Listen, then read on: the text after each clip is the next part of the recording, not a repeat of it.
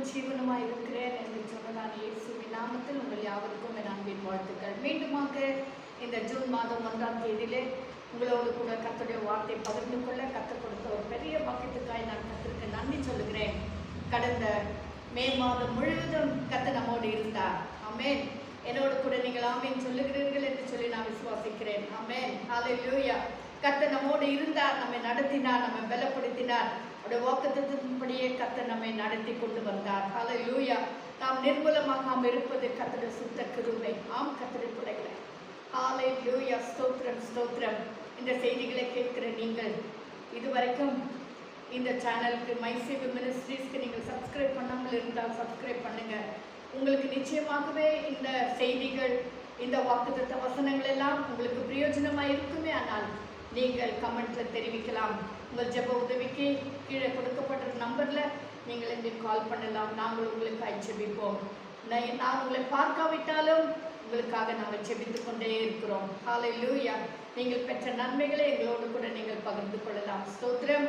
இந்த நாளில கூட உங்களோடு நான் பகிர்ந்து கொள்ள தெரிந்து கொள்ளப்பட்டதான வசனம் என்னவென்று சொன்னால், ஏசாயாவின் தீர்க்கதரிசன புத்தகம் 44ஆம் அதிகாரம்.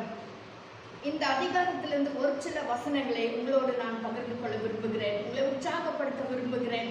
உலகத்தில் இருக்கிற வரைக்கும் நமக்கு உபத்திரம், பிரச்சனை, போராட்டம் எல்லாம் இருக்கத்தான் செய்யும்.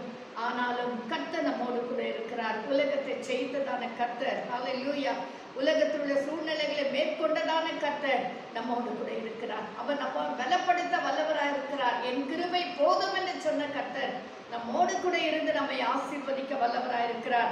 இந்த ஏசாயாவின் புத்தகத்தில் 44ஆம் அதிகாரத்துல 1வது வசனத்தை நாம் பார்க்கும் பொழுது, இப்போதும் என் தாசனாகிய யாக்கோபே, நான் தெரிந்து கொண்ட இஸ்ரவேலே கேள். ஹல்லேலூயா. அவர் நம்ம கேட்க சொல்லுகிறார். இப்போ நான் உன்னோடு நான் பேச விரும்புகிற இஸ்ரவேலே, யாக்கோபே, இப்போ நான் சொல்றதை கேள். இப்போதும் நான் என் தாசனாகிய யாக்கோபே, நான் தெரிந்து கொண்ட இஸ்ரவேலே கேள்.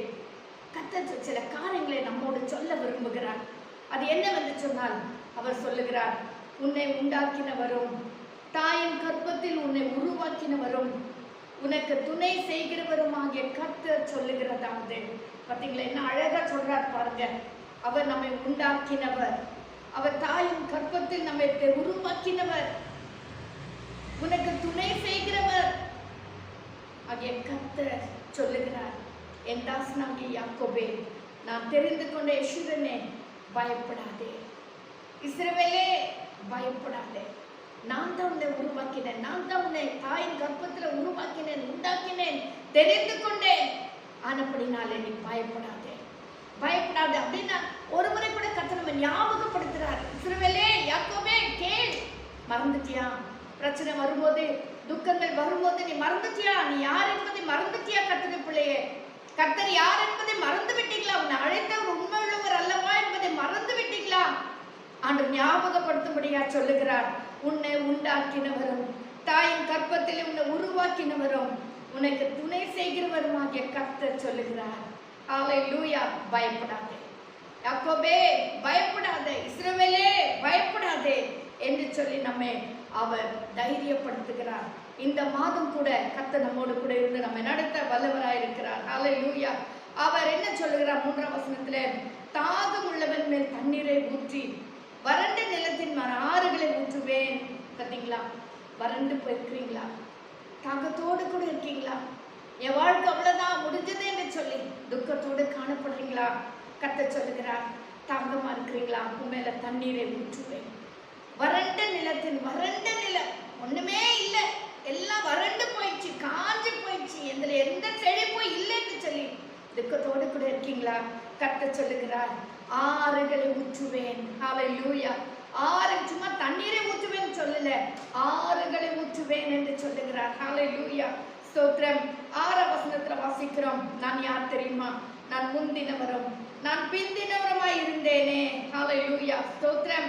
என்னை தவிர தேவன் இல்லை. ஹல்லேலூயா.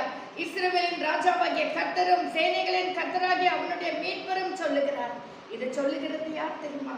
இஸ்ரவேலின் சேனைகளின் கர்த்தராகிய ஆண்டவர், உன் மீட்பராகிய கர்த்தர் சொல்லுகிறார், நான் முந்தினவரும் நான் பிந்தினவருமாய் இருக்கிறேன். வெளிப்படுத்தல வாசிக்கிறோம், நான் அல்பாவும் ஒமேகாவுமாய் இருக்கிறேன் என்று சொல்லுகிறார். அவர் முந்தினவரும் பிந்தினவரும். அந்த அந்த அந்த இடைவெளியில தான் நம்ம இருக்கிறோம். கர்த்தர் நம்மை துவங்கினார். கர்த்தர் நம்முடைய விசுவாச வாழ்க்கையை அவர் ஆரம்பித்தார். அவர் முடிக்கவும் வல்லவராய் இருக்கிறார். அவர் நடுவாந்தரத்துல நடுவுல கைவிடுகிற தேவன் அல்லவே அல்ல. நம்முடைய கரத்தை அவர் பிடித்திருக்கிறார். ஹல்லேலூயா. நம்ம பிடிச்சிருந்தா விட்டுட்டு ஓடுவோம். ஆனா கர்த்தர் நம் கரத்தை பிடிச்சிருக்கிறார். நம்ம அவருடைய உள்ள கரத்துல நம்மை வரைந்து வைத்திருக்கிறார். வரைந்து வைத்திருந்தார், உள்ள கரத்துல நம்ம வைத்திருந்தார், நாம் எப்படி மறக்கப்படுவோம் கர்த்தருடைய பிள்ளைகளை? ஹல்லேலூயா. ஒரு நாள் டீச்சர்ஸ் நாங்க ஸ்கூல் வச்சிருக்கிறோம். ஸ்கூல் முடிந்த பிறகு டீச்சர்ஸ் எல்லாம் சேர்ந்து ஜெபிப்பார்கள். நான் ஒரு நாள் ஒரு டீச்சருக்காக ஜெபம் பண்ணிட்டு இருந்தேன். அதாவது அவங்க இப்போ பிரெக்னெண்டா இருக்காங்க. நான் அவளுக்கு ஜெபிக்கும் பொழுது கர்த்தர் ஒரு தரிசனத்தை காட்டினார். என்னன்னு சொன்னார், அவருடைய கரத்துல ஒரு சிசு இருந்ததை பார்த்தேன். அவருடைய கரத்துல ஒரு சின்ன ஒரு குழந்தை இருக்கிறத பார்த்தேன். எனக்கு ரொம்ப சந்தோஷமாயிடுச்சு. அவர்களுக்கு பயம், 3 வருடம் ஆகிவிட்டதே, இந்த கர்ப்பத்தில் ஏதாவது பிரச்சனை வந்துருமா, என்ன ஆயிடுமோன்ற பயந்தார்கள். ஆனா கர்த்தர் அவருடைய கரத்துல வைத்திருக்கிறார். ஹல்லேலூயா. இப்படித்தான் நம்ம ஒவ்வொருவருமே அவருடைய கரத்துல நம்ம வைத்திருக்கிறார். கர்த்தருடைய பிள்ளைகளை நாம் பயப்பட வேண்டிய அவசியமே இல்லை. நம்மை உருவாக்கினவர், நம்மை தாயின் கர்ப்பத்தில் உருவாக்கினவர், நம்மை உண்டாக்கின தேவனாகிய கர்த்தர் அவருடைய கரத்துல நம்மை வைத்திருக்கிறார். அவருடைய கரத்துல இருந்து யார் நம்மை பறிக்க முடியும்? ஒருவராலும் பறிக்கவே முடியாது. ஹல்லேலூயா. ஹல்லேலூயா. ஸ்தோத்திரம். நான் முந்தினவரும் பிந்தினவருமாய் இருக்கிறேன் என்கிறார். 8ஆம் வசனத்துல வாசிக்கும் பொழுது, நீங்கள் கலங்காமலும் பயப்படாமல் இருங்க, நான் முந்தினவரும் பிந்தினவருமாய் இருக்கிறேனே, என்னோட உள்ள கரத்துல உன்னை நான் வரைந்து வைத்திருக்கிறேனே. ஆனப்படினால கர்த்தருடைய பிள்ளைகளே ஆன சொல்லுகிறார், நீங்கள் கலங்காமலும் பயப்படாமல் இருங்கள். அக்காலம் முதற்கொண்டு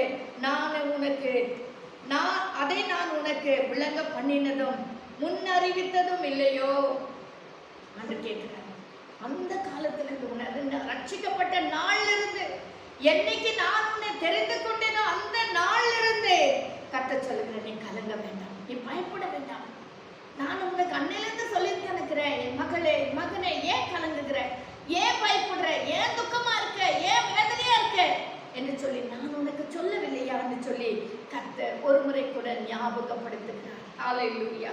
ஹல்லேலூயா. ஸ்தோத்திரம். அதோடு கூட 21ஆம் வசனத்துல வாசிக்கிறோம், யாக்கோபே, இஸ்ரவேலே, இவைகளை நினைக்க வேண்டும்.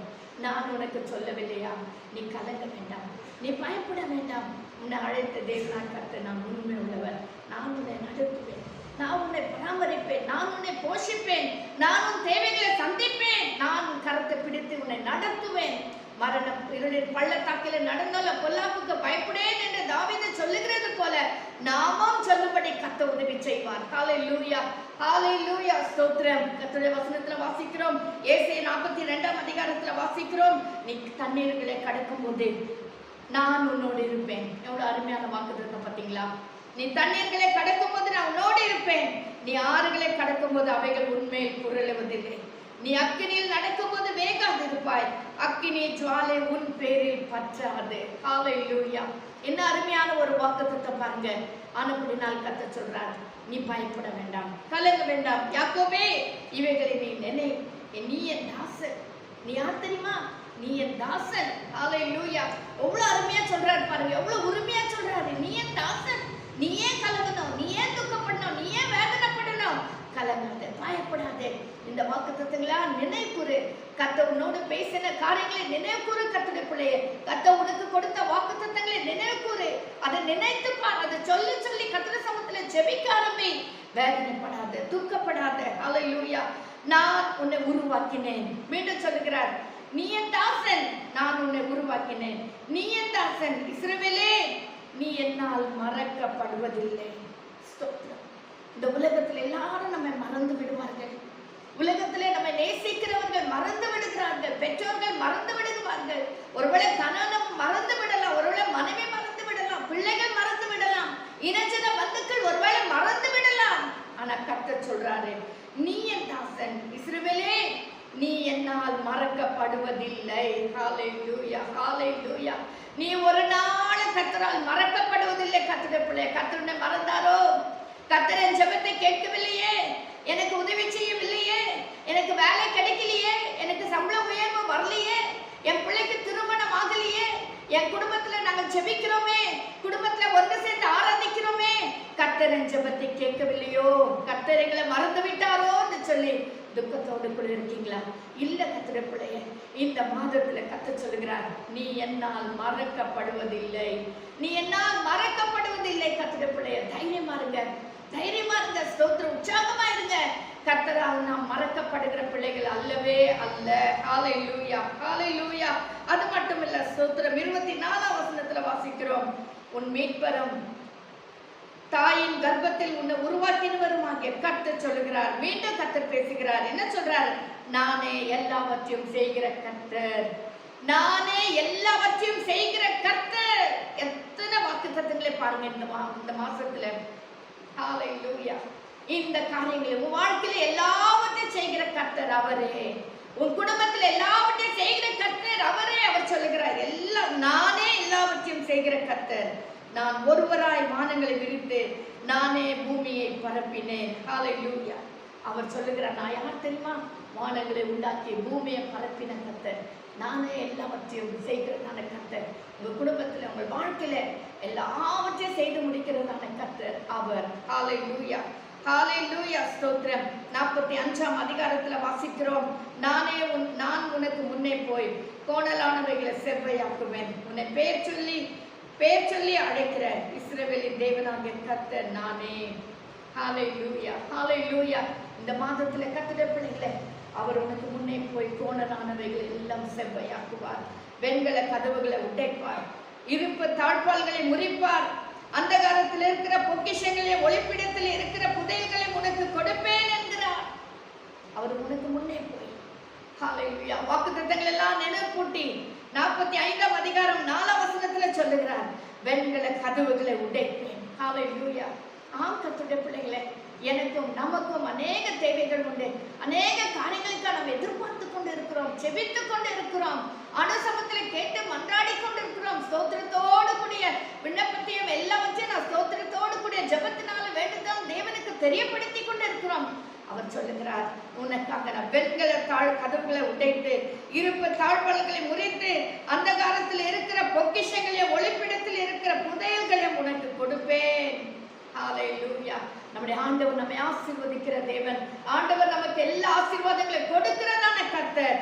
அவர் சொல்லுகிறார், நான் என் தாசனாகிய யாக்கோபின் நிமித்தமும் நான் தெரிந்து கொண்ட இஸ்ரவேலின் நிமித்தமும் நான் உன்னை பேர் சொல்லி அழைத்து நீ என்னை அறியாதிருந்த உனக்கு நாமம் தரிப்பித்தேன். ஹalleluya. கர்த்தர் எவ்வளவு நல்லவர் என்று பார்த்தீங்களா? நம்முடைய தேவன் இந்த ஜூன் மாசத்துல கூட நம்ம நடத்த வல்லவராக இருக்கிறார். அநேக வாக்குத்தத்தங்கள் 44ஆம் அதிகாரம், ஏசாயா 44ஆம் அதிகாரம், 45ஆம் அதிகாரத்துல எத்தனை வாக்குத்தத்தங்களை கர்த்தர் நமக்கு கொடுத்திருக்கிறார் பாருங்க. இவைகளை பிடித்து நாம் தைரியம் அடைவோம், உற்சாகம் அடைவோம். இந்த மாசம் நமக்கு நம்முடைய மாசம், இந்த ஜூன் மாசம் வெற்றியின் மாசம், இந்த ஜூன் மாசம் கர்த்தரை துதிக்கிறதான ஒரு மாசம். ஏன்னா கர்த்தர் அவ்வளவு அற்புதங்களை செய்ய போகிறார், அவ்வளவு அதிசயங்களை நம்முடைய குடும்பத்துல நம்முடைய வாழ்க்கையில அவர் செய்ய போகிறார். ஆனப்படினால அது துதிக்கிற மாதமாக மாறப்போகிறது. கர்த்தருடைய பிள்ளைகளை, தைரியமா இருப்போம். ஸ்தோத்திரம். நீங்கள் எங்களோடு கூட தொடர்பு கொள்ளுங்கள். நிச்சயம் கர்த்தர் நம் அனைவரும் ஆசீர்வதிப்பாராக. இந்த மாதம் நிச்சயமா நமக்கு ஒரு ஆசீர்வாதத்தின் மாதமாய் மாறப்போகிறது. நான் உங்களுக்கு ஜெபிக்க விரும்புகிறேன். நேற்று மீண்டும் என்று மாறாத ஜீவனுள்ள பிதாவே, இந்த அருமையான கர்த்தாவே, நாளுக்கு நன்றி ராஜா. ஜூன் மாதம் 1ஆம் தேதியை கூட காணும்படி உதவி செய்து இந்த மாதத்தை எங்களுக்கு ஒரு வெற்றியின் மாதமா மாற்றி கொடுக்க போவதற்காக நன்றி சுவாமி. நன்றி ஆண்டவரே. எங்களுக்காக இருப்பு தாழ்பால்களை உடைத்து வெண்கல கதவுகளை உடைத்து நீர் அநேக அதிசயங்களை அற்புதங்களை செய்ய போகிறீர்கள். உமக்கு நன்றி. இப்போதும் யாக்கோபே இஸ்ரவேலே கேள் என்று சொல்லி எங்களோட அருமையாய் பேசின இந்த வாக்குத்தத்த வசனங்களுக்கு நன்றி ராஜா. பயப்படாதே, கலங்காதே, நான் உன்னோடு கூட, நான் உன்னை உருவாக்கினேன், நான் உன்னை பேர் சொல்ல அழைத்தேன், நீ என்னால் மறக்கப்படுவதில்லை என்று சொல்லி நீ கொடுத்த இந்த எல்லா வாக்குத்தத்தங்களுக்கு நன்றி சுவாமி. நன்றி ஆண்டவரே. இதை பிடித்து இந்த சமூகத்தில் எங்களை அர்ப்பணிக்கிறோம் ஆண்டவரே. கர்த்தர் தொடர்ந்து எங்களோடு கூட இருப்பீராக, தைரியப்படுத்துவீராக, உற்சாகப்படுத்துவீராக. குறைவெல்லாம் இந்த ஜூன் மாசத்துல நிறைவாய் மாறுவதாக இயேசுவின் நாமத்துல. பலவீனங்கள் எல்லாம் இயேசுவின் நாமத்துல மாறுவதாக ராஜா. நல்ல ஆரோக்கியத்தை, சுகத்தை, பலத்தை நீ கொடுப்பீராக இந்த பிள்ளைகளுக்கு. நீர் ஆசீர்வதிக்கவே ஆசீர்வதித்து வழிநடத்தும். தாழ்த்தி உடைய அன்பின் கரங்களில் ஒப்பு கொடுக்கிறோம். துதி கன மகிமை உமக்கே செலுத்துகிறோம். இயேசுவின் இன்ப நாமத்தில் ஜெபிக்கிறோம் எங்கள் ஜீவனுள்ள பிதாவே. ஆமென், ஆமென். ஹalleluya. ஸ்தோத்திரம், ஸ்தோத்திரம்.